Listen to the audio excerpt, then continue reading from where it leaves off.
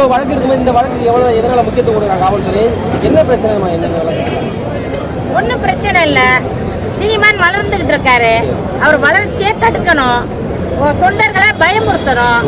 Police தான் பயந்துருவாங்கன்னு சொல்லிட்டு இந்த போலீஸ் இதுக்கெல்லாம் பயப்படுறது நாம் தமிழர் கூட்டம் இல்லைன்னு தெரிஞ்சுக்கணும். அதுக்கு தான் இவ்வளோ இளைஞர்கள் இங்கே வந்திருக்காங்க. இந்த திமுக செய்யற வேலை தான் இவ்வளவு.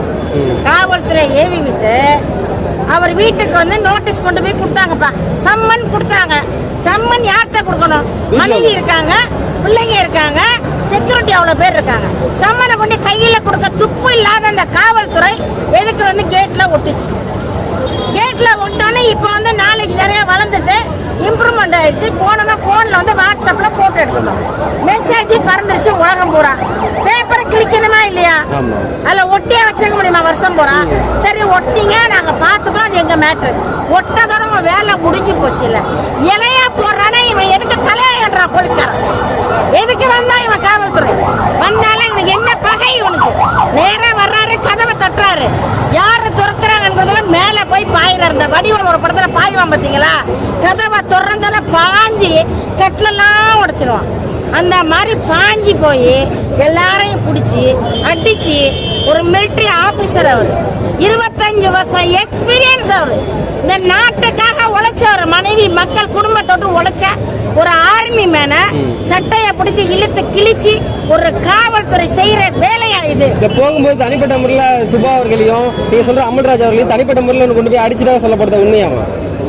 வர்றாருல அண்ணா, வர்றாருல சீமான், வர்றாருல ஒரு நோண்டி நொங்க எடுத்துருவாங்க.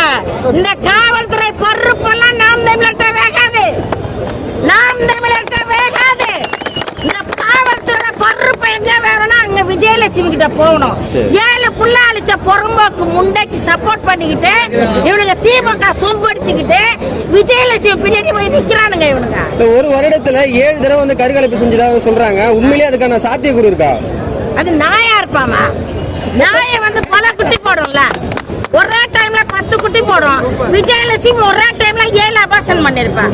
ஏன்னா ஒரு நாளைக்கு ஒரு தண்டை போவா, 7 கரு போய் ஒன்னா சேர்ந்துருக்கும், ஒரே நாள்ல அடிச்சுட்டாங்க. நம்ம மானம் கெட்டவளுக்கு சப்போர்ட் பண்ணிக்கிட்டு இந்த ஸ்டாலின் அரசாங்கம் சொம்படிக்கும். இவர்களுக்கு சீமானை வந்து ஒழிக்கணும். இவர் வாக்கு அதிகமாயிடுச்சு. இளைஞர்களை மிரட்டணும், இவரை அசிங்கப்படுத்தணும், அவமானப்படுத்தணும்.